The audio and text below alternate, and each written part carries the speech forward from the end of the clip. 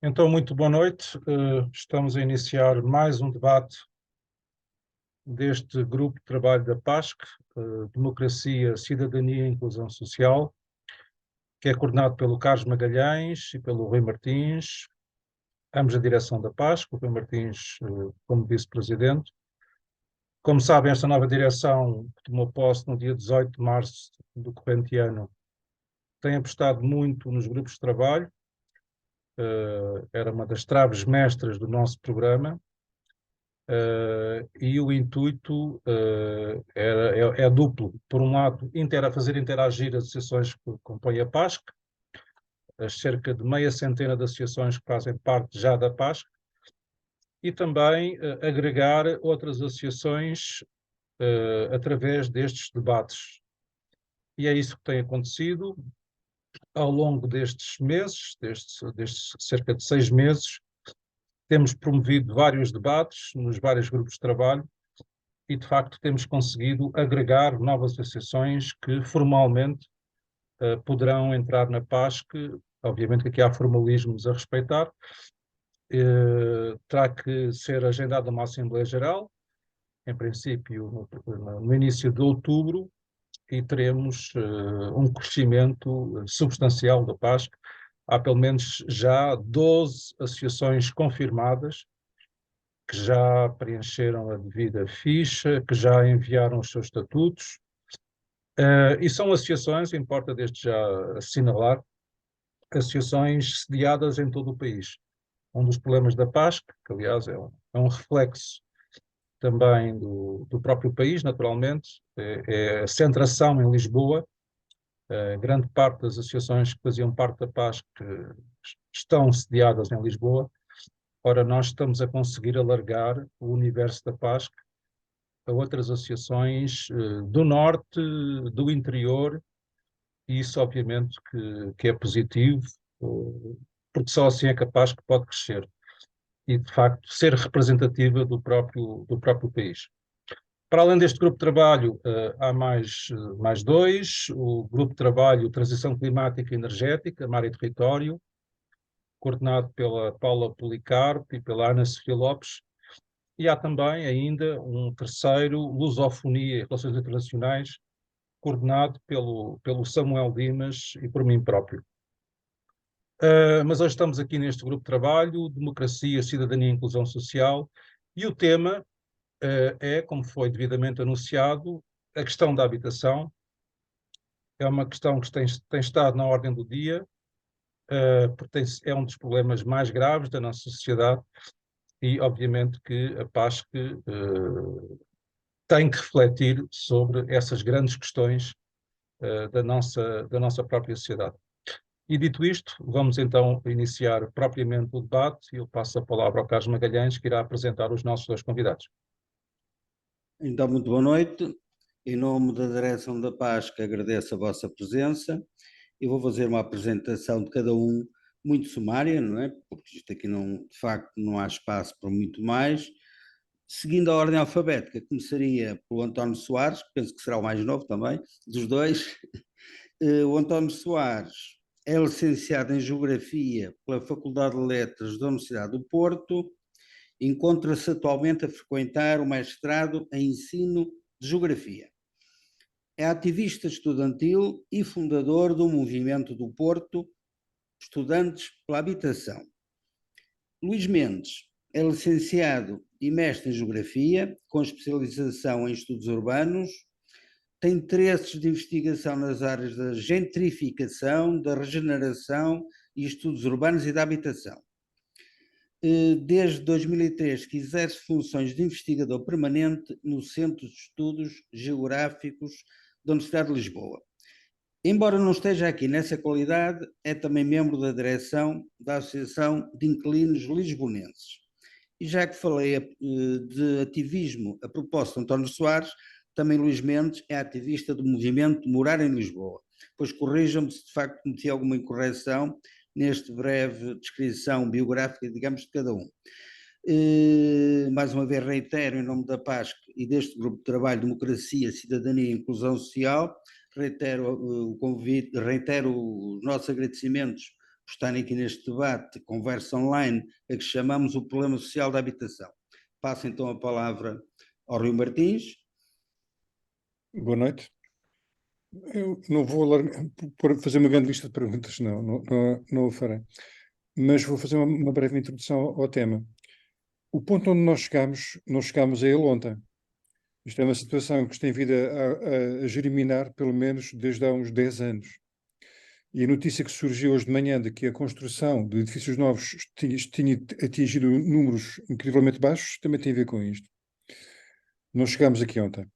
O programa Mais Habitação, que foi chumbado pelo Marcelo Rebelo de Sousa e foi devolvido ao Parlamento, é uma resposta tardia, lacunar e cheia de pontos de conflitos desnecessários, como aquela história do arrendamento coercivo, que não será aplicada pelo Estado. Tenho certeza absoluta disso. Só lançou conflitos ou não havia necessidade de os lançar, numa que já é tão conflituoso de si mesmo. Também não parece que haja a solução de aumentar a oferta pela construção é a solução ideal. É aquela que a economia recomenda, mas há um problema. É que não há capacidade construtiva portuguesa para repor a construção que falta neste momento num par de anos. Tinha que separar tudo o que era obras do PRR, obras públicas, tudo, e mesmo assim não chegaria. Portanto, a habitação tem que ser procurada onde ela existe, já. Falamos do alojamento local, que é a questão que me trouxe há uns, 8 anos atrás, é as guerras da habitação. E o alojamento local em Lisboa é responsável pela ocupação de muitas casas para uso não habitacional. As casas estão lá. E no Porto também estão lá as casas. Não foram feitas. Isso é uma negação do direito constitucional à habitação, porque estão usadas como uso turístico. Como é que se traz estas casas de volta para a habitação? É uma boa pergunta, que há muitas respostas possíveis, mas até agora ninguém conseguiu efetivar. Por outro lado, há os devolutos. Eu acabei há 2 dias um levantamento de devolutos em Lisboa. Usei a lista do amianto de edifícios públicos de 2011 e bati-os 1 a 1. E no final cheguei com uma estimativa de cerca de 8.000 frações em Lisboa, que estão ou devolutas, ou não estão a ser usadas, ou são antigos quartéis desativados. Lisboa tem cerca de 50 quartéis. Nós precisamos de 50 quartéis no século XXI, hoje. O que é que contamos? Quem é que nos vai invadir? Marrocos? Espanha? 50 quartéis em Lisboa? Fazerem o quê, a maior parte deles? Nada. Portanto, as casas existem. Se falamos de cerca de 8.000 frações, falamos dentro da cidade de cerca de 20.000 habitações para 20.000 pessoas. Não é coisa pouca. Quanto é que é o alojamento local em Lisboa? Os números já não sei de cor, confesso. Mas serão o quê? 8.000? Luís saberá isto de cor mais do que eu. Basicamente, as perguntas que eu queria colocar são 2 perguntas a ambos. Que é, a primeira pergunta, que é uma das mais importantes, que é como é que chegamos a esta emergência imobiliária atual? Como é que chegamos aqui? E a segunda pergunta é a pergunta dos 1.000 réis, que é como é que saímos daqui?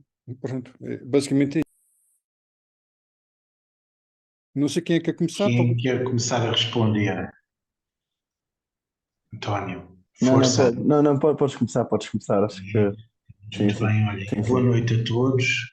Eu queria agradecer muito à PASC, aqui via Rui Martins, que tratou de agilizar a agenda para o encontro de hoje. Agradecer o convite, estou aqui com muita honra e muito prazer. Agradecer também a introdução feita pelo Renato e pelo Carlos, e com um prazer redobrado por estar aqui com um colega mais jovem, não é? O António, de escolas de geografia diferentes, mas ambos geógrafos, portanto, mostra aqui o peso o peso social que a geografia tem hoje na sociedade contemporânea. As perguntas que o Rui coloca são lapidares, não é? E são muito importantes de serem respondidas quando se procura abordar aqui o problema estrutural da habitação. O Rui falou bem, o problema que nós, e a crise de habitação que estamos a viver hoje, não é uma crise de hoje nem da última década. Já vamos aos factos e aos fatores concretos que produziram a situação que nós temos hoje, mas quando olhamos, pelo menos para os últimos 50 anos de política habitacional, o que é que nós conseguimos reconhecer? Que há um desinvestimento público de décadas em habitação pública, na produção de habitação. Portanto, há, de uma forma geral, uma demissão do Estado Social, do Estado de Providência dessa área, para relegar a mesma para planos secundários e para que o setor, o mercado, portanto, privado, seja de habitação, compra e venda, seja de arrendamento, assuma essa competência. Aliás, nós temos o parque habitacional português divide-se nos famosos 98 versus 2%, parece que já está a crescer, os 2% já estão a crescer um pouco, já vão nos 2,5%. De qualquer maneira, a meta de atingirmos a habitação pública em 5% daqui a 2 a 3 anos manifesta-se realista, era utópica na altura, mais vale ter metas do que não as ter, mas façam uma conjuntura também muito específica, desde a pandemia, à guerra, etc., não vai ser muito fácil, e também ao ponto de partida que estamos a partir, não vai ser muito fácil atingir essa meta dos 5% de habitação pública. Estamos a falar de um valor verdadeiramente constrangedor, porque quando comparamos, portanto, os 2% de parque público de Portugal com os de outros países, outras sociedades social-democratas e economias avançadas da Europa, de facto estamos a falar, por exemplo, de Viena com um parque que abrange sensivelmente 1/3 da cidade, não é? Holanda, França, Reino Unido, Dinamarca, Alemanha, são países que também não têm aqui as percentagens presentes, mas são países que também se destacam por uma componente de habitação pública e social muito forte, que por si só regula também em parte o mercado, ajuda a regular o mercado. De facto, estamos a falar de componentes muito elevadas. Recordem-se que há um ano, sensivelmente, a Comissão Europeia chamou a atenção Viena porque tem, de facto, a fatia que está reservada única e exclusivamente ao mercado especulativo, livre, em qualquer economia mista, não é? É de tal forma pequeno que está a comprometer, e o público é de tal forma grande que está a comprometer até a livre concorrência. Portanto, vejam que estamos realmente aqui em paradigmas diferentes. Em Portugal, 98% da habitação foi produzida de forma privada. Nós tivemos durante 25 anos, os últimos 25 anos, sei lá, dos anos 80, meados dos anos 80, por aí fora, até ao início deste século, tivemos de investimento público na habitação o equivalente, ou até menos, na verdade, ao que se investe por ano em saúde. Portanto, isso mostra como o setor da habitação continua a ser um pilar do Estado Social que é esquecido e está relegado para o segundo plano. Depois, outra condição de deficiência é o facto de termos um mercado de arrendamento que sempre foi muito parco, muito frágil e com um desajustamento crónico entre a oferta e a procura, que agora se tem agudizado imenso, mas que já tem décadas. Também por falta de investimento e até de apoio ao setor por parte do Estado e até de regulação, diria eu. Temos uma legislação que vai zigue-zagueando, tivemos congelamento das rendas durante meio século, entre os anos 40 e os anos 80, sensivelmente, do século passado, 85, quase 90. Depois temos a liberalização, o início da liberalização do mercado de arrendamento em 90, com o regime de arrendamento urbano, e, como não resultou, temos o NRAU, o novo regime de arrendamento urbano, em 2006, e depois alterações em 2012, a famosa Lei Cristas, não é? A Lei Passos Coelho, também vulgo pela população, Lei dos Despejos, que simplificou brutalmente a figura do despejo, enquadrou até de forma normativa e também permitiu retirar qualquer tipo de meta ou digamos, de teto ao aumento das rendas. Portanto, de certa forma, estes são os fatores estruturantes que nos trouxeram até aqui. Não é? Para além de que o próprio, aqueles 25 anos de que vos falei de investimento do Estado, foram 25 anos de investimento em bonificação do crédito bancário para a habitação. Portanto, isso é importante. E o único programa público que tivemos efetivamente de grande dimensão foi o Programa Especial de Alojamento, o PER, que hoje se sabe, 30 anos depois, sensivelmente, que cometeu erros urbanísticos, mas nós estamos sempre a aprender, não é? No entanto, teve a nobre missão de erradicar as barracas. Se recordam, nos anos 80, até quase início dos 90, tínhamos barracas à porta de Lisboa, grandes bairros de barracas com muitos milhares de pessoas. O PER permitiu, efetivamente, erradicar as barracas e conseguiu deslocalizar as populações para ambientes cuidados, pelo menos com uma habitação de qualidade comparativamente àquilo que tinham, nem sempre com um habitat cuidado. Esse foi o grande pecado do PER, foi ter ignorado o sistema de transporte, espaços verdes, serviços e equipamentos, não é? Portanto, de certa forma, guetizou algumas populações, para além de que desmembrou muito da rede social que havia nos ditos bairros degradados, mas havia essa rede social, devia ter havido. O realojamento tem que ser feito com cuidado. Nós, os urbanistas, os geógrafos urbanos, hoje sabem, 30 anos depois aprendeu-se bastante com a experiência do PER, mas efetivamente a verdade que é incontornável é que se produziram cerca de 150 mil fogos de habitação pública. Portanto, foi o grande programa de fogo público para a habitação social, pública, o que querem chamar. Eu hoje gosto de misturar a habitação social com a habitação pública, porque a habitação social está ainda no nosso país muito associada a digamos, a um caráter, digamos, de famílias de baixo estatuto socioeconómico e até outros estigmas que, na verdade, noutros países isso não acontece. Portanto, a habitação pública abrange, é o grande chapéu que abrange todo tipo de habitação neste nível. Agora, para afunilar, se calhar, Rui, não sei, dividimos para também deixar o António só dizer umas coisas. Eu acho que aqui já vamos às soluções, não é? Eu acho que se calhar vamos aqui aos problemas e depois o António fala também dos fatores e depois vamos às soluções, que eu acho que é bastante interessante e até ouvir as perguntas que vocês ou eventualmente outros ouvintes e participantes tenham para nos colocar. Eu acho que, António, queres ficar na parte do... Deixa-me só... Oi? Rui, Peço deixa-me desculpa, só continuar porque eu rapidamente elimino aqui, porque eu gostava só de referir a última década, que me parece particularmente importante. E refiro isto em 2 minutos. Nós, com a crise económico-social e financeira de 2008-2009, foi a crise imobiliária, é na crise imobiliária que está a raiz urbana da crise financeira de 2008-2009, que depois afetou todos os setores da economia e os bancos e o crédito e tudo, não é? Mas foi uma crise subprime que gerou a crise capitalista de 2008-2009. Foi uma crise com raiz imobiliária, com epicentro em Miami, curiosamente, com o crédito mal parado. Ora, nós sabemos que isso teve impactos profundíssimos na economia e na sociedade portuguesas, há 10 anos atrás, sensivelmente, e isso obrigou a um conjunto de reformas, com a intervenção da Troika, de resgate da nossa economia, que estabeleceu aqui uma conjuntura, aquilo que eu chamo, e agora todos chamam, a tempestade perfeita, não é? Uma tempestade perfeita de fatores que contribuiu para que os preços do imobiliário e, sobretudo, do arrendamento e da compra e venda de casa começassem a disparar galopantemente e sem qualquer controle.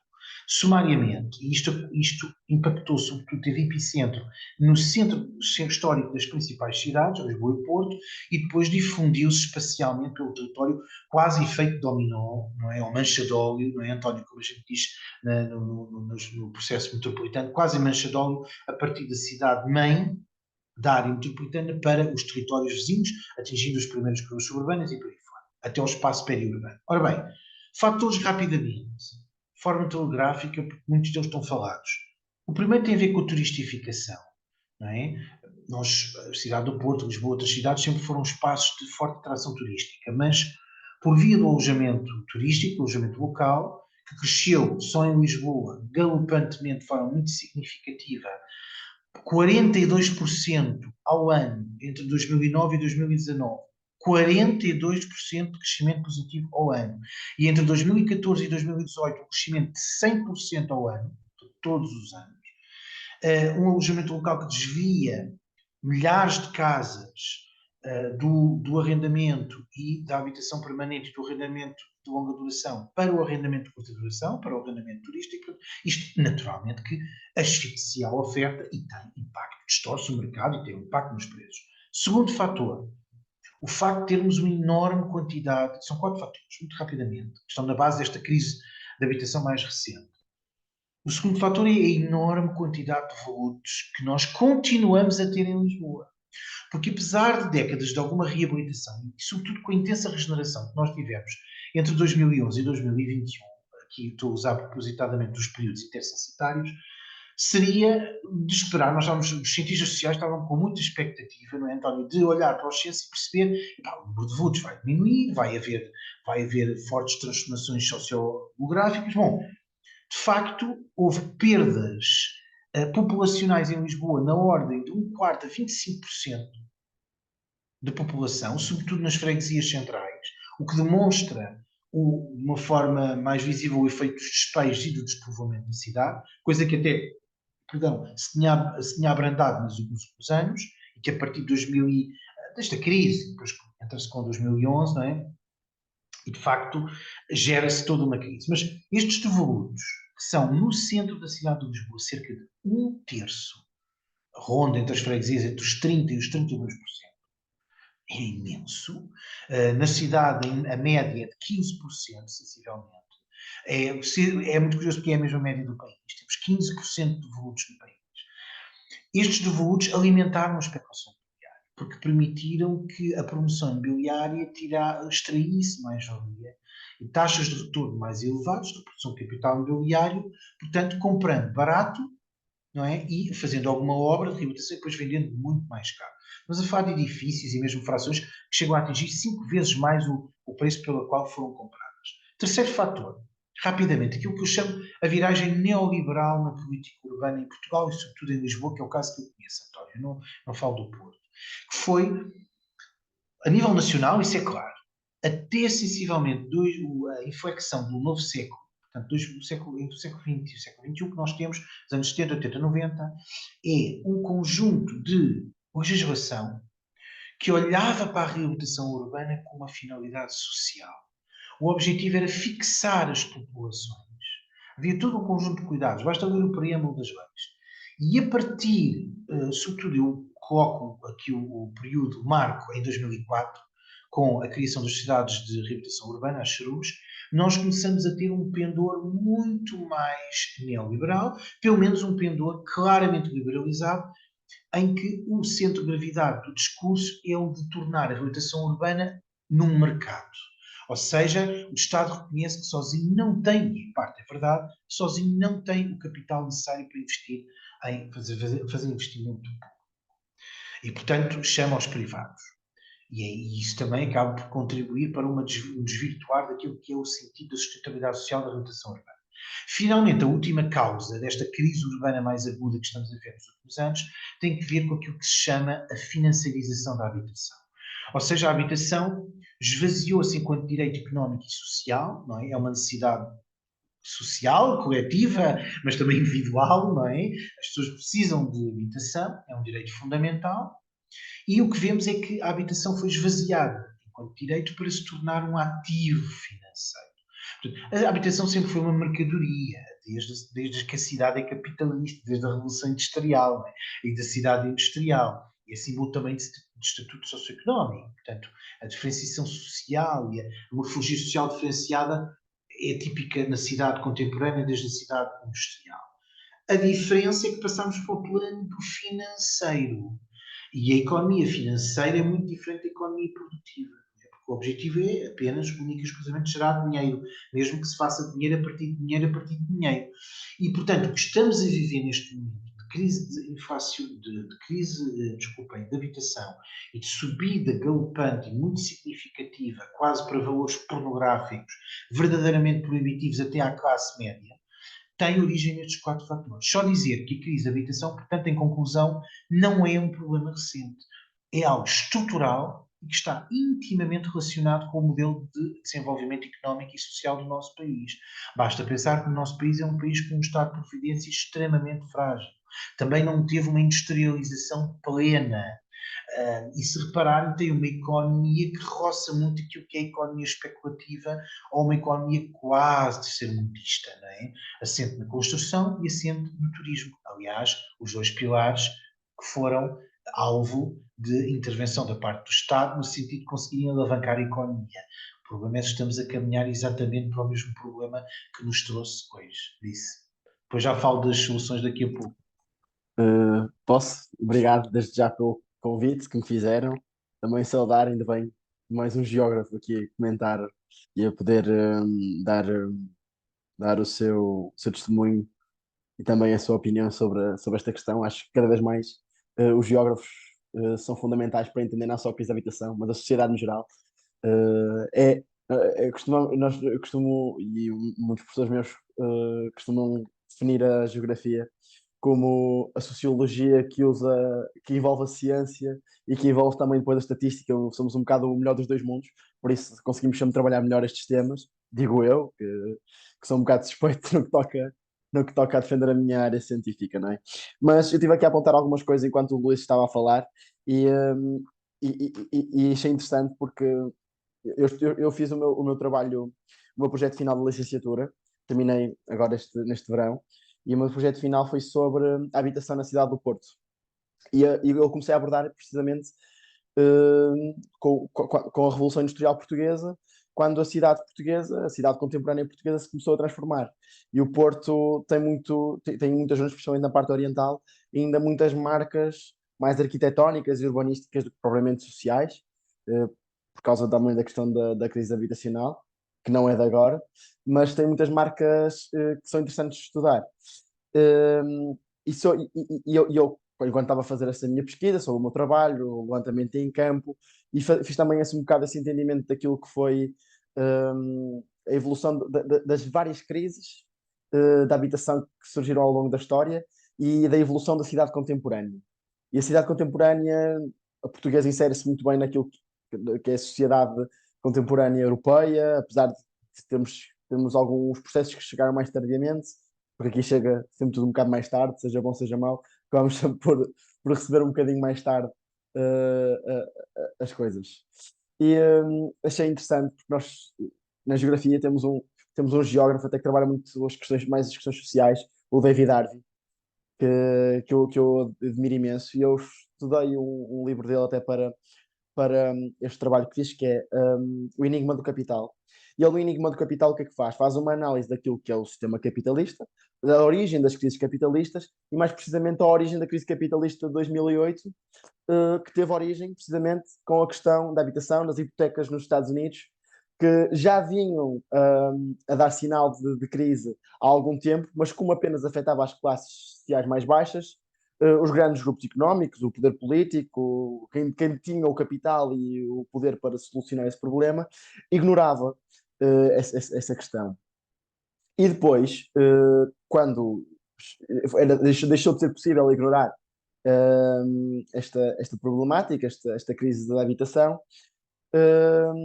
isto acabou por se estender para outras áreas. E acho que é este aqui o ponto fulcral que o próprio Luís também disse, e eu achei isso interessantíssimo por causa da questão que eu já ia abordar isso, por causa da questão da financiarização da habitação, e acho que é isto a principal diferença da crise de 2008 para a crise atual, e porque é que a crise atual não se vai resolver com aquela questão que se dizia, e ouvia-se, eu era muito jovem na altura da crise de 2008, 2011 em Portugal, mas lembro-me muito bem de se falar da bolha, que a bolha quando rebentar os preços caem, inclusive aos preços da habitação.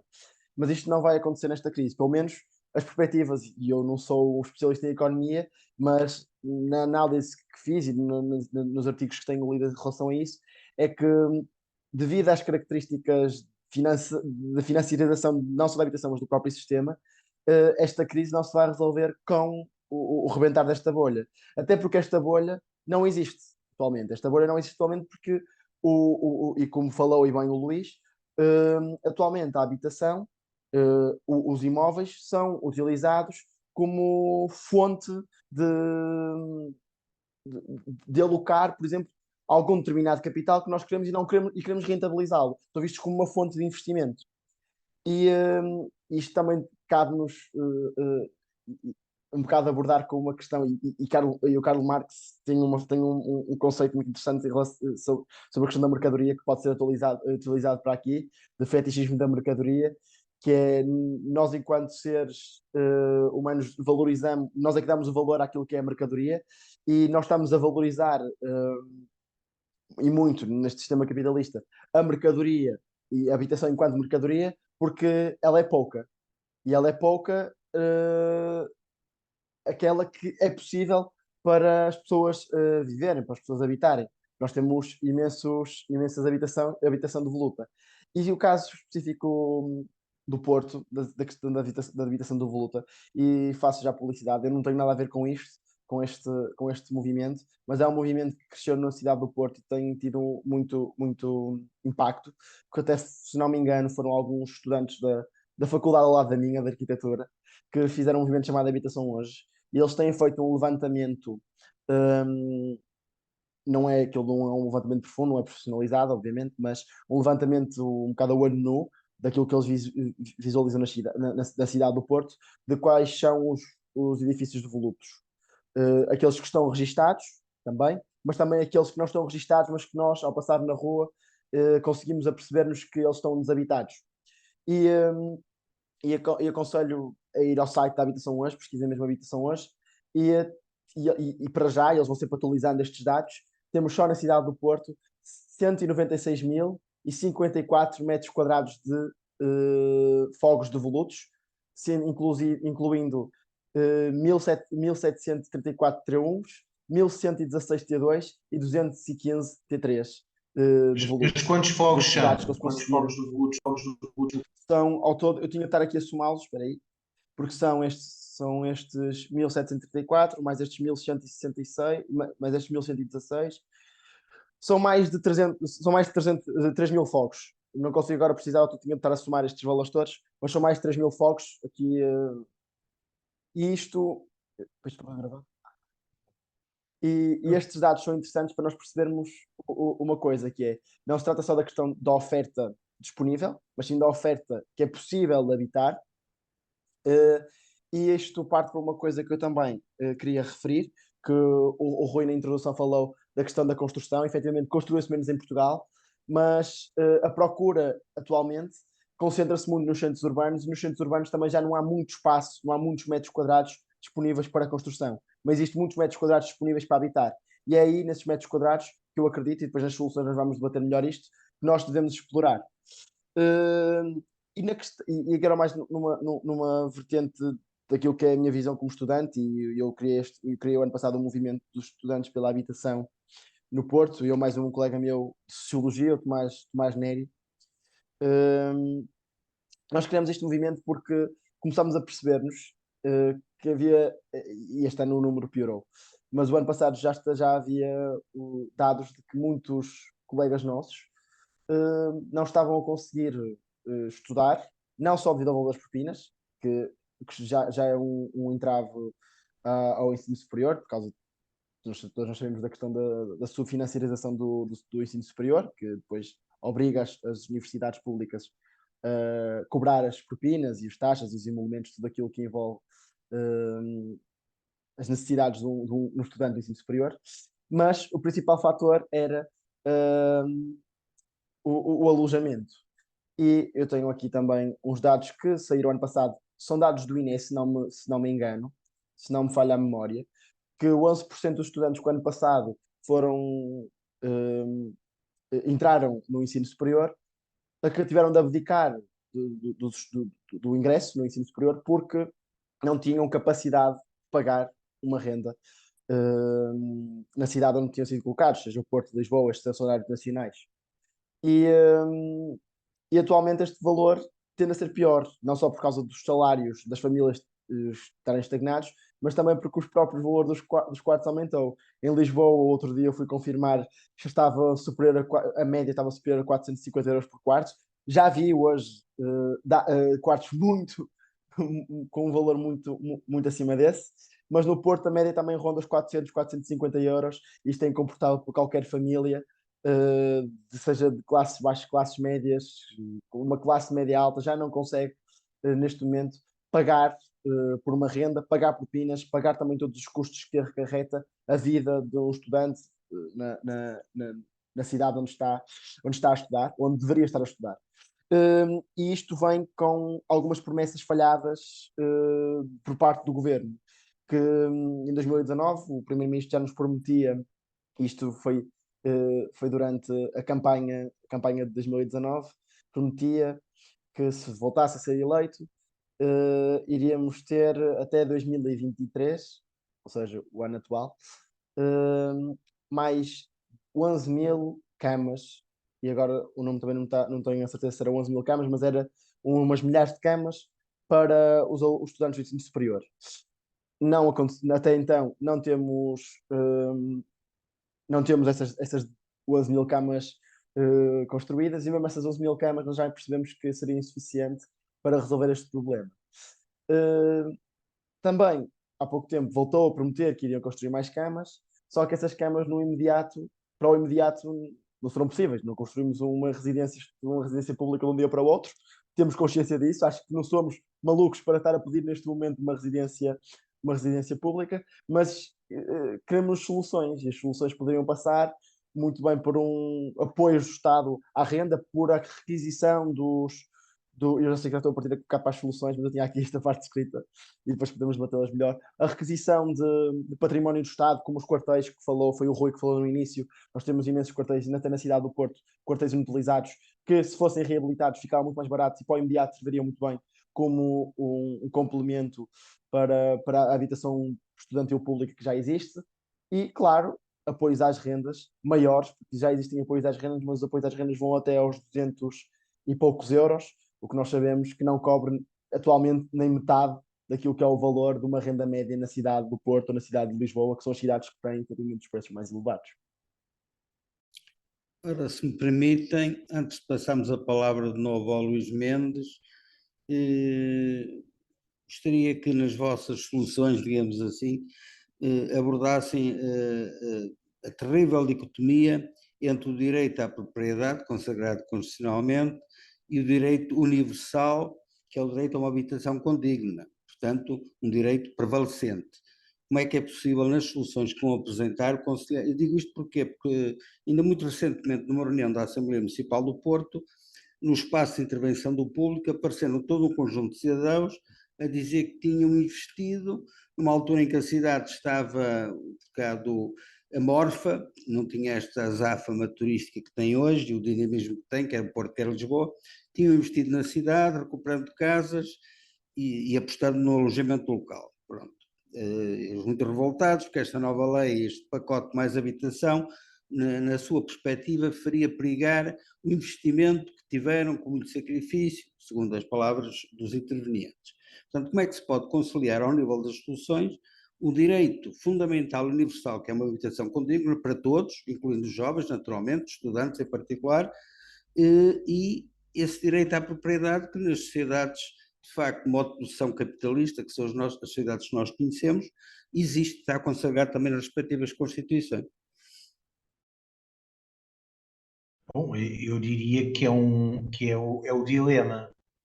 E precisamente o Mais Habitação coloca as questões neste nível, porque como é um programa tanto intervencionista como liberal, portanto eu chamo-lhe um programa de terceira via, porque efetivamente procura aqui conciliar ideias socialistas com ideias capitalistas, não é?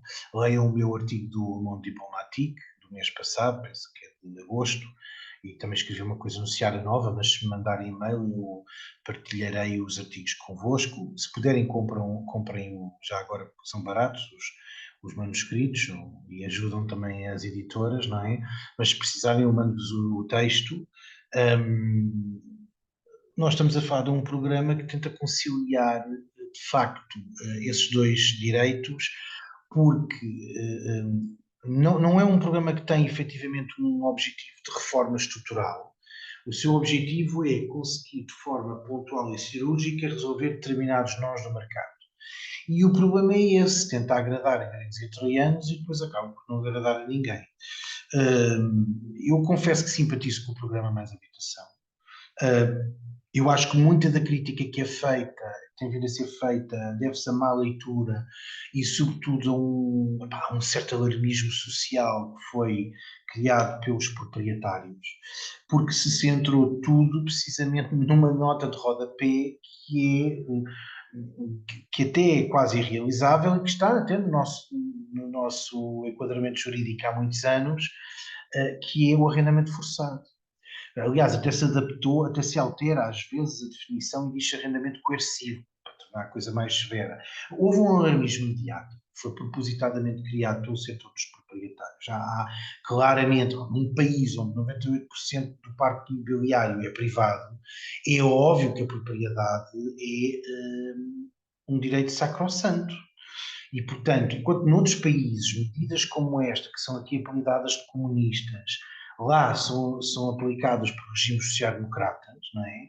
Aqui lá vem o PREC, isto é comunismo, isto é a venezuelização do parque habitacional português, o que é que aí temos e tal. Bom, eu acho que isto revela falta de conhecimento, de análise comparativa até do que existe com outras realidades, e, Carlos, o direito à propriedade e o direito à habitação são completamente compaginados.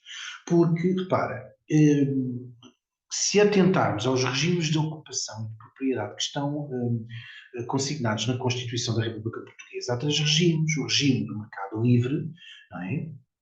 Renda e valor de preço de mercado, de livre. Temos o regime cooperativo e temos o regime social ou público. Ora, o problema é que há por falta de regulação do mercado e por falta de atuação do mercado, ponto 1, houve um desinvestimento brutal no setor e todas as lógicas de habitação ficaram reféns do interesse dos privados e do mercado. E isso não pode acontecer. Por outro lado, o que nós temos é, digamos, uma grande falta de regulação no que toca ao papel que o Estado de Providência deve ter em qualquer setor, como tem noutras atividades económicas. Por exemplo, o arrendamento. O arrendamento é uma atividade económica, é um serviço. Por que é que não é fiscalizado como qualquer outra atividade económica? Não é? Portanto, é essa informalidade que marca muitas vezes o mau estado da habitação em Portugal. Portanto, estes direitos são compagináveis. Aliás, eu encorajo-vos a ler a nota de admissibilidade do projeto do Mais Habitação à Assembleia da República. Foi uma nota que é geralmente produzida pelos assessores do Sr. Presidente da Assembleia da República, e a nota é extremamente equilibrada e demonstra como o direito à habitação, em situação de particular agonia social ou crise, nomeadamente com franjas mais vulneráveis, e não só as vulneráveis, mas franjas vastas da maioria social, não consegue ter acessibilidade à habitação e, portanto, tornam-se setores insolventes do ponto de vista do acesso e da procura, não é, ao mercado. O mercado não lhes dá resposta, porque o mercado sem Estado não funciona. É um mito, não é? Portanto, temos 10 anos que mostram desregulação total das rendas, o que gerou, não é? Portanto, o mercado não se autorregula, isso é um mito. E também a produção à barda de novos fogos não faz baixar o preço da habitação. A habitação não é como uma caneta, não é como uma banana, não é como um telemóvel, não é como um estojo, não é como uns óculos e uma camisa ou um carro. Uma habitação é um bem essencial e que tem no mercado, o mercado é produzido socialmente, o que quer dizer que há percepções, há narrativas. Por mais fogos que se construam, que se coloquem no mercado, isso não é suficiente como solução para fazer baixar os preços. Só isso explica que nós tenhamos 725 mil devolutos e outros que até entram no mercado, mas que não conseguem baixar os preços. Há um princípio, que é o da oferta e da procura, e ele funciona. A questão é que isto tem muito que ver, muitas vezes, com expectativas e com narrativas dos próprios agentes de produção do espaço e agentes imobiliários. E, portanto, por exemplo, a habitação está profundamente dependente de várias amenidades, incluindo a questão da localização, não é? Que faz apartamentos que há 10 anos atrás custavam 40 e 50 mil euros em Alfama. Neste momento estão a custar 300 mil euros, 6 vezes mais. Quer dizer, claro que isto é produzido socialmente pelas narrativas e pelas subjetividades dos agentes do mercado. Mas é que esse parecer da Assembleia da República é muito claro. Portanto, ele introduziu o Mais Habitação na Assembleia. E o que defende é que o direito de propriedade está previsto, e muitos constitucionalistas defendem isso, o direito à propriedade pode ceder ao direito à habitação nestas situações agudas. Isso está previsto, sobretudo, na Lei de Bases da Habitação. que está aprovadíssima e que defende que os centros urbanos, os principais centros das cidades, não é? Que centro urbano no sentido de cidade-centro, de centro histórico, vamos lá, se existir na mesma situação, alguns devolutos com décadas de abandono, e por outro lado, depois tenhamos procura e uma forte pressão urbana, o termo não é feliz, mas é um termo que eu adoto porque é o termo que está na lei de bases. Se tivermos esta conjugação de fatores, os devolutos têm que ser acionados e têm que ser mobilizados de uma forma ou de outra. Depois podemos lá ir quando falarmos das medidas, mas é muito possível este equilíbrio. Para isso é preciso haver investimento público em habitação. Mas eu acho que aqui neste momento a meta é mesmo mobilizar os devolutos. Quando eu, em audiência com a senhora Ministra e com outras conversas informais, falávamos dos devolutos e eu medi o pulso à nação quando surgiu o Mais Habitação. Eu tinha estado reunido com a senhora Ministra exatamente na véspera, tive reunido depois e tive reunido também ao telefone durante o dia do lançamento do Mais Habitação. Nós sabíamos que ia cair o Carmo e a Trindade. No entanto, eu acho que ouvindo e escutando os stakeholders, agentes privados, a sociedade civil, as associações, de uma forma geral, foi perceptível que se desejava que os devolutos fossem mobilizados. Mas que, em primeiro lugar, o Estado tinha que arrumar a casa. Já que estamos a falar de casas, o Estado tem que arrumar a sua casa. Tem que acabar o cadastro do inventário do património público de devoluto que iniciou com a lei de 2020, agora não lembro o número da lei, era aquela lei lançada pelo Leão, enquanto Ministro das Finanças, no outro governo, não é? Portanto, tem que se avançar com esse cadastro, com esse inventário, e depois tem que se mobilizar isso. Eu estou certo que com os devolutos do Estado, isso seria suficiente para conseguir substancialmente resolver a crise de habitação que se vive hoje. Se isso não fosse suficiente, aí ir-se-ia aos fundos de investimento imobiliário, quarteirões imensos de habitação fechados, portanto, isto aumenta a especulação, não seja com essa finalidade, não é? E PSS, portanto, para além dos institutos públicos. E só em última linha, em caso de grande necessidade, é que se fazia aqui um cerco aos proprietários, e devia-se até começar pelos grandes proprietários, pelos maiores particulares, não é? Portanto, este modelo faseado de mobilização dos devolutos, eu acho que acalmava um pouco as hostes, eu acho que permitiria mostrar algum bom senso da parte do governo e do Estado, no sentido de acalmar, portanto, todo aquele discurso inflamado que houve da parte da propriedade no início da análise de Mais Habitação. Não é? Mas sim, Carlos, é perfeitamente compaginável. O problema é que nós neste momento temos um desequilíbrio muito grande relativamente àqueles 3 regimes de propriedade que eu falei. E só se pode conseguir compensar isto com mais Estado. Neste momento é isso que nós precisamos, mais Estado na habitação.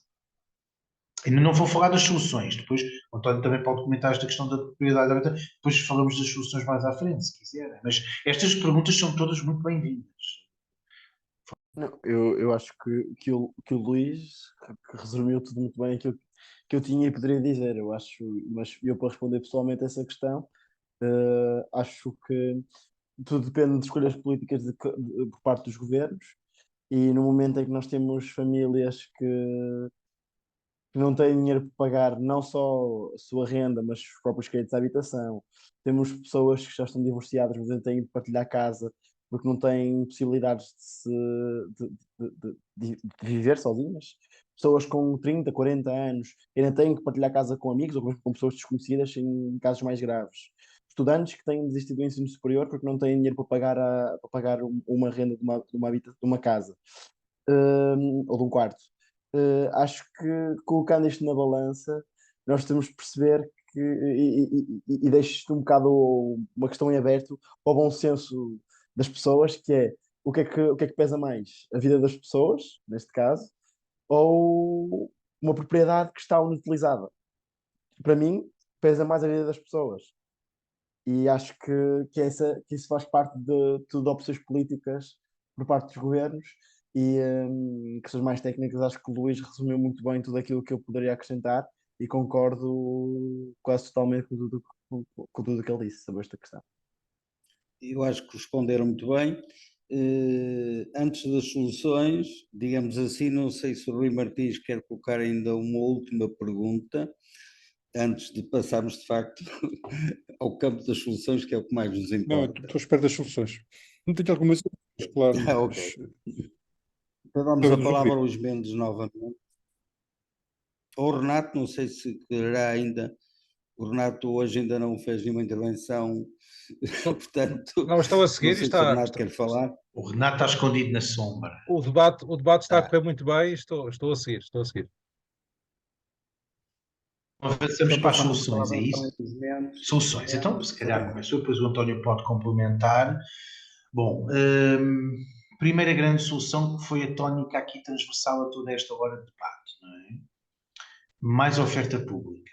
Ou seja, o Estado tem aqui uma obrigação como ator fundamental de política pública de habitação, o principal ator e com responsabilidade enquanto agente produtor do planeamento urbano, regional, não é? Do agente produtor de espaço, o Estado tem que ser executor, construtor, provisor direto de habitação. Não pode estar refém da boa vontade institucional dos privados. E o Estado, nos últimos 50 anos de democracia, o que tem assumido é um papel, sobretudo, agilizador, mediador, portanto, até de uma configuração um pouco neoliberal, portanto, de permitir que o mercado funcione. Portanto, uma espécie de agente lubrificador do mercado, da máquina mercado. E isso não pode ser assim. Portanto, o Estado tem que, isto é uma crise emergencial, transversal, transgeracional,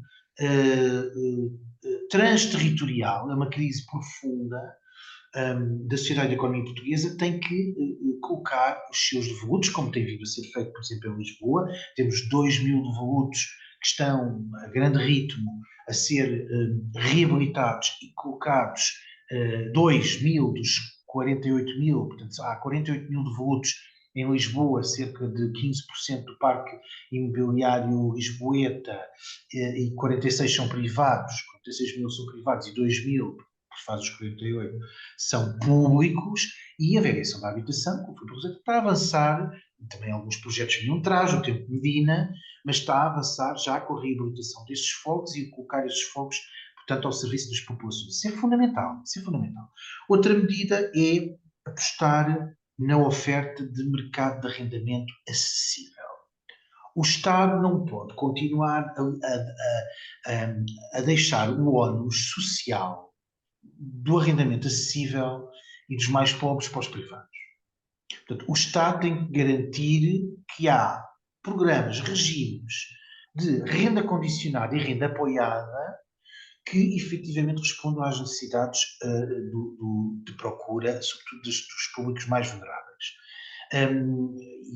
Claro, temos os contratos antigos, com as rendas moderadamente atualizadas, que vão ver mais à frente, está a ser desenvolvido um estudo, que a AIL também, junto dos seus sócios, apurou que as taxas de esforço, mesmo nos contratos antigos, são muito elevadas, são na ordem dos 40% a 50%, curiosamente, o que desmistifica aquela ideia de que as rendas antigas, não são rendas antigas, mas as rendas de contratos antigos são baixas, mas o problema é que as pensões e as reformas de quem delas depende também estão baixas. Ou seja, então temos taxas de esforço que chegam a atingir, digamos, 40% a 50%, o que não deixa de ser interessante.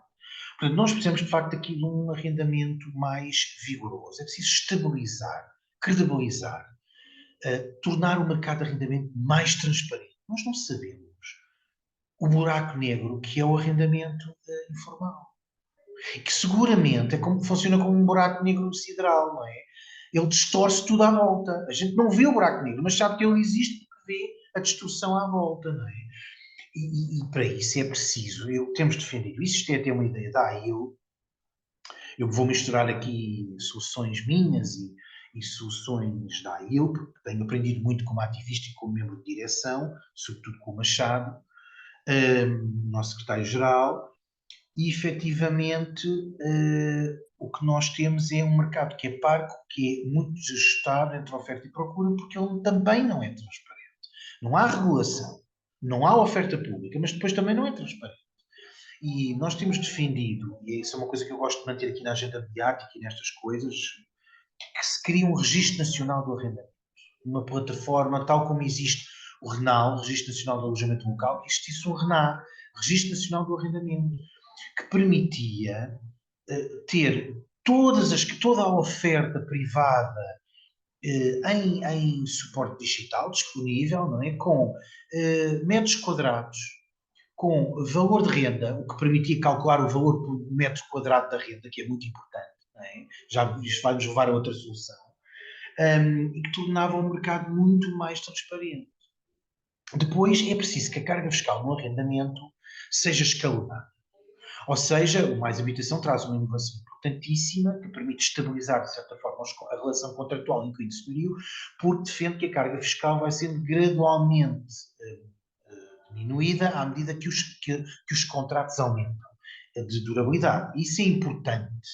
Mas não basta isso. Vejam, qual é a diferença entre um senhorio que em Alfama pratica uma renda de 1.500 euros por 50 metros quadrados de um senhorio que pratica em Benfica ou no Arieiro uma renda de 900 euros por 100 metros quadrados? Qual é a diferença em termos de carga fiscal?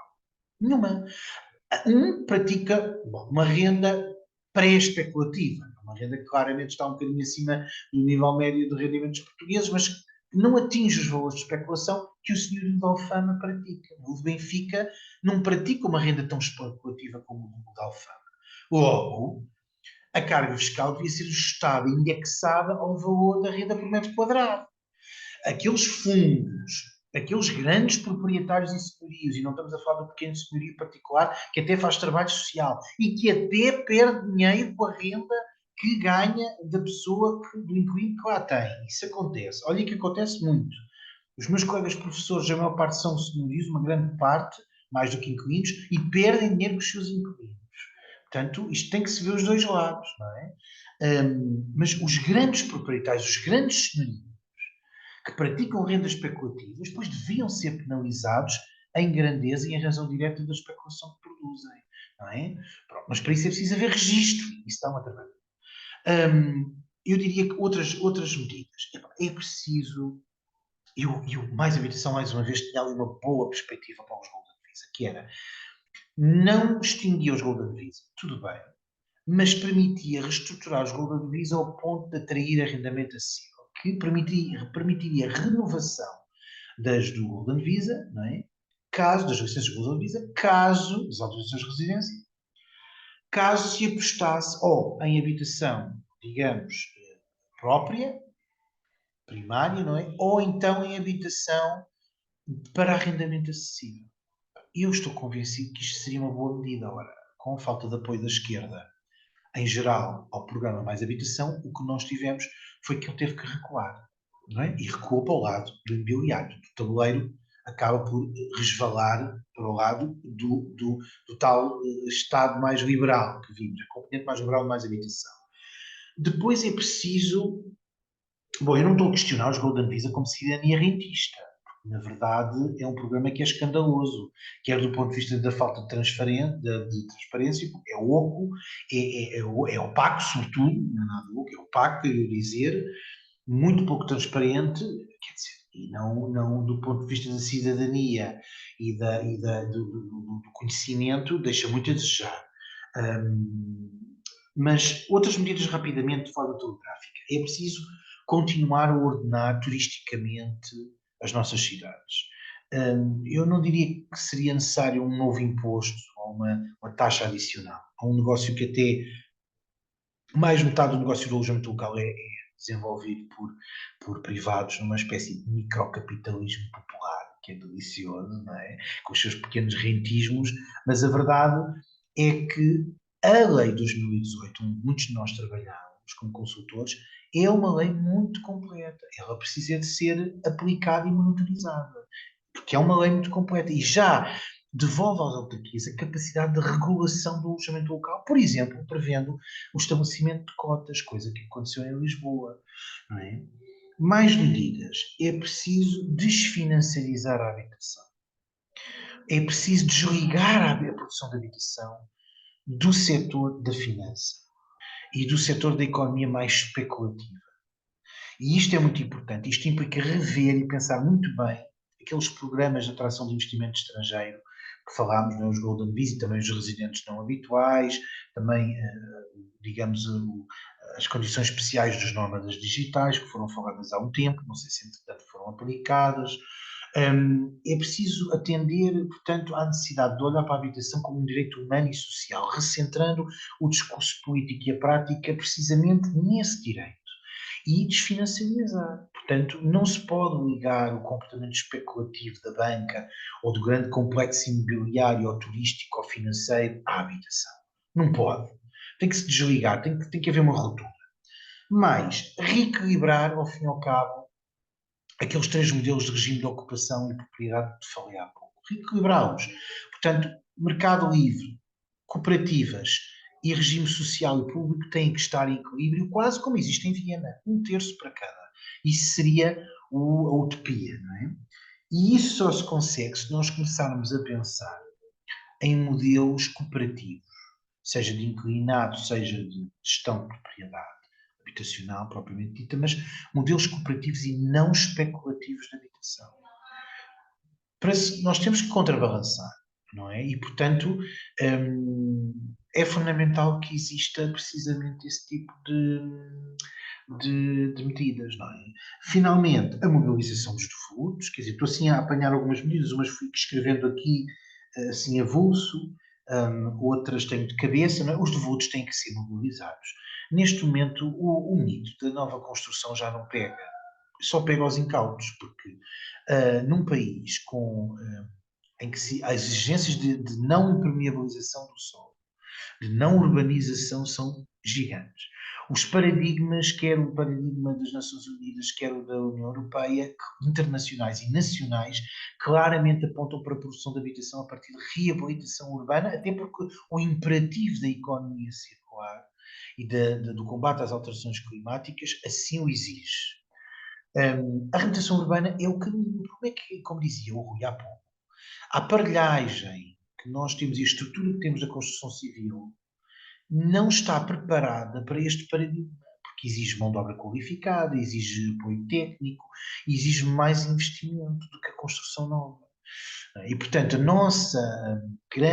grande setor da indústria da construção civil não está preparada, nem se interessa, a não ser do luxo, pela reabilitação urbana.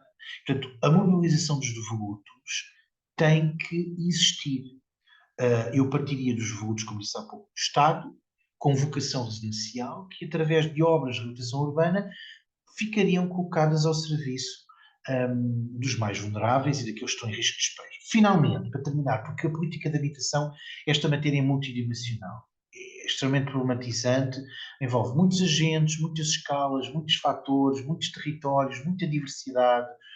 É preciso haver consensos e o Estado é o grande agente de consenso entre os vários stakeholders e tem que haver também, de certa forma, aqui uma ligação da habitação com a política salarial, com a política social e com a política de solos.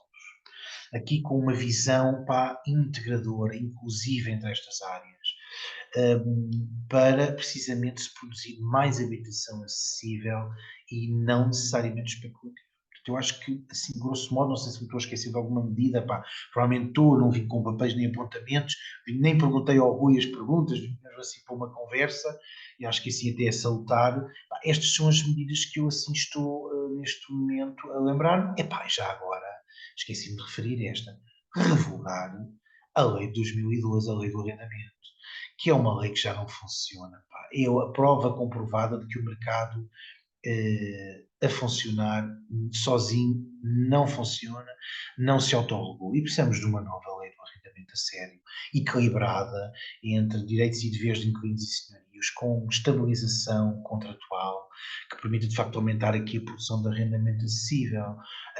Só terminar que esta medida permitiria colmatar décadas de esquizofrenia e bipolaridade no mercado de arrendamento, que ora congela rendas, responde ao direito social da habitação, mas descapitaliza os proprietários e estrangula a oferta e reduz a qualidade construtiva e as condições de habitabilidade, prejudicando os próprios inquilinos, ou então uma desregulação total das rendas pró-direito à propriedade e ao mercado, que também não favorece o ajustamento entre oferta e procura. Portanto, isto tem, novamente, volta sempre ao mesmo, tem que haver aqui um Estado mais interventivo e mais regulador, que não é penalizador da economia e do livre e do setor privado, não é, é apenas regulador e não apenas agilizadora ou promotora. Bem, eu estava aqui a pensar também em alguns outros apontamentos, mas já tive alguns debates sobre isto e já falei com muitos colegas, principalmente na área da questão estudantil, mas não só, também tentei perceber um bocado daquela questão de eu não tenho um crédito à banca, mas tenho os meus pais e tenho uma parte dos meus familiares, e dos amigos, dos pais dos meus amigos, dos meus colegas, e isso também é uma questão que nos preocupa. E vou só começar por aí, porque até acho que foi a única questão que nós ainda não abordamos. Estamos a falar muito da questão dos arrendamentos, e acho que para essa questão e para essas pessoas também é necessário dar uma resposta. Nós tivemos subidas do crédito à habitação, que já não se via desde 2008, desde a crise de 2008, 2011, e isto para as famílias está realmente também face aos aumentos de tudo o resto, de todo o custo de vida associado aos bens essenciais, ao próprio combustível, tudo isso, mas também aliado a esta questão da habitação, isto começa a tornar-se incomportável para muitas famílias. Por isso acho que para esta questão, e eu estive, não só eu, mas os meus colegas a ver algumas medidas que os partidos políticos puseram para resolver este problema, perceber qual é a que poderia ser melhor, por exemplo, aproveitar algumas coisas tanto de uns como de outros, e realmente aquela que me chamou mais atenção e que eu achei que poderia ter e surtir um efeito mais eficaz era mesmo a criação de um regime excepcional que obrigue os bancos e obrigue a banca a apresentar uma proposta de reformulação dos créditos, isto por através da baixa do spread ou por aumento do período de pagamento, e isto iria mitigar um bocado aquela taxa de esforço, a taxa de esforço das famílias que têm um crédito contraído. E acho que aí essa seria uma medida fundamental, e nós, os contribuintes, já ajudamos muitos bancos, e temos exemplos neste século, os muitos milhões que foram injetados em bancos, que por acaso um dado interessante é todo o dinheiro que foi injetado no novo banco, que é um banco privado, foram os tal 3 mil milhões, se não me engano, dariam para 3 anos de propinas gratuitas para todos os ciclos de estudo de todos os estudantes em Portugal no ensino público. Então acho que agora também é a vez de pedirmos de volta aquele dinheiro e aquela ajuda que nós demos à banca, para também podermos aliviar um bocado as famílias que têm crédito à habitação. Até porque o crédito à habitação foi algo que foi impulsionado muito, e como o Luís disse, naquele período de liberalização da nossa economia, até um bocado com a entrada no euro, e depois também com a passagem, desculpe, para o euro, também houve mais um fluxo de incentivos aos créditos, e nós agora temos que dar resposta às famílias e às pessoas que nessa altura seguiram o rumo que o poder político quis que o país seguisse. Pronto, e depois em relação e um caso específico sobre a cidade do Porto, também relacionado com o estudo que eu fiz, e que já são ilações particulares, que é a questão do turismo, e seguindo exemplos de algumas cidades e como dizia o Luís, não são comunistas, não são sociedades comunistas de todo, nem socialistas são. Algumas são regimes sociais-democratas, como por exemplo os regimes escandinavos, mas alguns deles, por exemplo na Holanda, é um partido liberal, apesar do Partido Liberal holandês ser um bocado diferente ao Partido Liberal em Portugal, que é um tipo, a iniciativa libertária, neste caso, não é uma iniciativa liberal, mas temos essa diferenciação de que houve o controlo nas grandes cidades, e Amsterdão é um excelente exemplo disso, no controlo, por exemplo, ao alojamento local, porque isso já estava a ser muito punitivo para a população residente. A população residente já não estava hum, a aguentar mais, não só com a questão dos preços da habitação, mas também com o próprio turismo e com o custo de vida associado ao turismo, e houve limitação. Houve limitação em Amsterdão, houve uma criação de zonas especiais em Barcelona, onde já não se poderia dar mais licenças para alojamento local. Paris também vai pelo mesmo caminho, e são vários os exemplos de cidades por toda a Europa que estão a dar respostas à questão do turismo e à limitação do alojamento turístico, que em Portugal, tanto no Porto como em Lisboa, não temos tido respostas. Espera aí, estão a tocar um alarme. Começou a tocar um alarme, peço desculpa. E em relação, depois mais na questão dos estudantes do ensino superior, foi aquelas que eu já tinha referido, é essencial para o imediato a requisição de algum património do Estado, mais apoio às rendas para os estudantes deslocados, principalmente, e, e, claro, trabalhar já em respostas públicas de construção de residências públicas e residências públicas com condições, porque nós temos casos na cidade do Porto, alojamentos públicos, mesmo dos SASUP, dos Serviços de Ação Social da Universidade, que são residências que não têm cozinha. Ou seja, não têm cozinha, os estudantes têm que todos os dias ou comer refeições pré-feitas no micro-ondas, ou então deslocar-se às cantinas, que apesar de ser um preço mais acessível, se nós juntarmos todas as senhas, tanto de almoço como de jantar, daria ao final do mês um custo superior a 100 euros, sendo que aumentaram os preços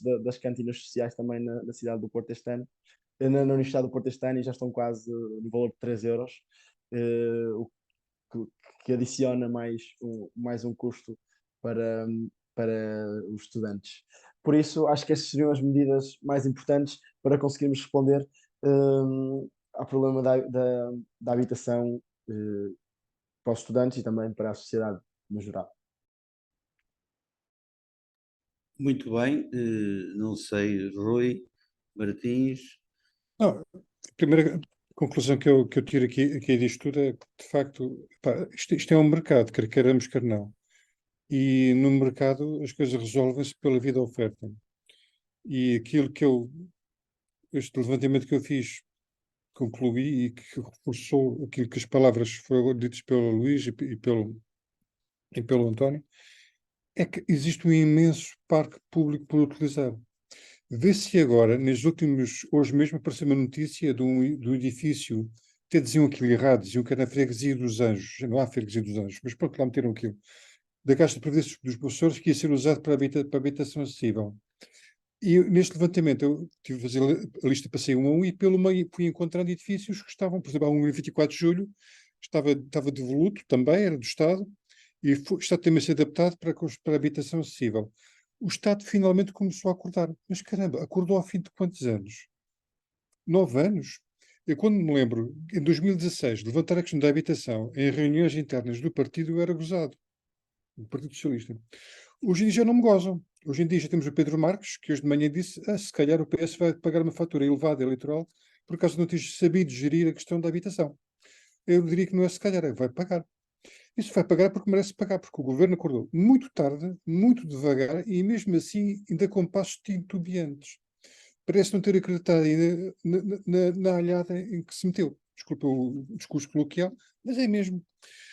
Portanto, eu acho que a solução para isto, a breve trecho, são exatamente essas duas. É repor tudo que é edifícios do Estado em utilização, por exemplo, na ajuda.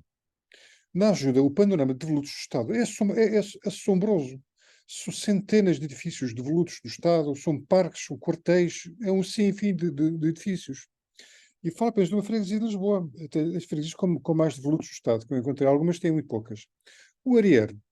No Arieiro, que é 1,5 km onde eu estou neste momento, ou mesmo 1 km, se calhar, existe uma rua inteira, que é a Rua Domingos Reis Quita, que é do antigo bairro da GNR. A minha estimativa é que neste bairro da GNR, aqui do Arieiro, porque há outro na ajuda, 1/3 das casas são devolutas. E qual é que é a resposta da GNR? São edifícios que são reabilitados e depois serão entregues a guardas e serão entregues a filhos de guardas e a estudantes de outras guardas de outros países europeus. Meus caros, tem 1/3 dos edifícios devolutos, que são cerca de 150 frações devolutas, para a minha estimativa, e vão estar vazias nestas vagas promissórias inconcretas. Inadmissível. Portanto, o Estado é a solução, muito francamente. E os devolutos que estão dos privados também têm que ser abordados. Há freguesias de Lisboa com números muito altos de devolutos. Aqui na minha freguesia não há muitos. Na minha freguesia conheço, basicamente há 3 prédios de devolutos. Há mais de 20 anos. E acabou. Não são muitos. Mas há zonas centrais de Lisboa, chamadas freguesias históricas, onde os devolutos são um problema seríssimo. E dos privados também. Agora, são devolutos arruinados. Não são habitáveis. Portanto, aquela solução, aquele mito do pavor, do arrendamento coercivo, não se aplica. Caramba, aquela casa está em ruínas. Onde é que está o medo? Portanto, mas pronto, para mim isso foi fundamental, esses sublinhados que vocês fizeram. E obrigado por isso. Mas agora, só uma nota. Isto pode ser publicado online e vai ser republicado várias vezes, de forma que tudo o que nós dissemos aqui vai ser público. Sabia já, mas penso que sabia. Obrigado. Obrigado a ambos por terem estado Obrigado. presentes. Muito obrigado também pelo convite e força para os vossos debates futuros. Muito bem, da minha parte, enfim, não fiz nenhuma intervenção direta, porque segui e o debate foi muito bem conduzido e os vossos contributos do Luís Mendes e do António Soares foram visivelmente contributos muito qualificados. Diria que foi um debate paradigmático. Nós queremos um debate ponderado, com gente qualificada, como manifestamente foi o caso, sem propostas radicais, populistas, com pessoas que saibam do assunto e que, naturalmente, nestas coisas há sempre que ter uma ponderação e uma grande lucidez. Esta situação, de facto, alterou-se. Eu lembro, enfim, eu neste momento assim, já há mais de uma década vivo em Sintra, mas nasci em Lisboa, vivi em Lisboa enfim, durante várias décadas. Lembro-me ainda de passear à noite na zona histórica, na Baixa, e ser uma desolação. E, portanto, também temos consciência que o turismo e o alojamento local, enfim, os famosos reformados nórdicos que vieram comprar casas, enfim, geraram uma disfuncionalidade no mercado, mas de facto também reabilitaram ou forçaram a reabilitação da zona histórica de Lisboa, isso é manifesto. Mas temos de facto encontrar um novo equilíbrio para que os residentes, os alfacinhas, enfim, neste caso, mas para dizer o mesmo do Porto, possam viver na cidade. Isso, de facto, e a sociedade civil deve também ser mobilizada para promover essa reflexão. Nós não temos, enfim, obviamente que a PASC, enquanto plataforma, não tem nenhuma vinculação partidária, mas procuramos sensibilizar todos os partidos nestas boas soluções, e até porque, como foi dito, quer pelo Luís, quer pelo António, há soluções, de facto, que isso às vezes dá conta ainda da pouca qualidade do nosso debate público. Às vezes geram-se esses fantasmas, esses alarmes sociais, o Luís Mendes falou disso, sobre soluções que noutros países são perfeitamente instituídas e por governos de diversas orientações ideológicas. Portanto, aqui não tem que haver esses fantasmas. Mas, portanto, vamos então encerrar esta gravação. Gratos aos nossos convidados e gratos ao Rui Martins e ao Carlos Magalhães por terem conduzido muito bem este debate.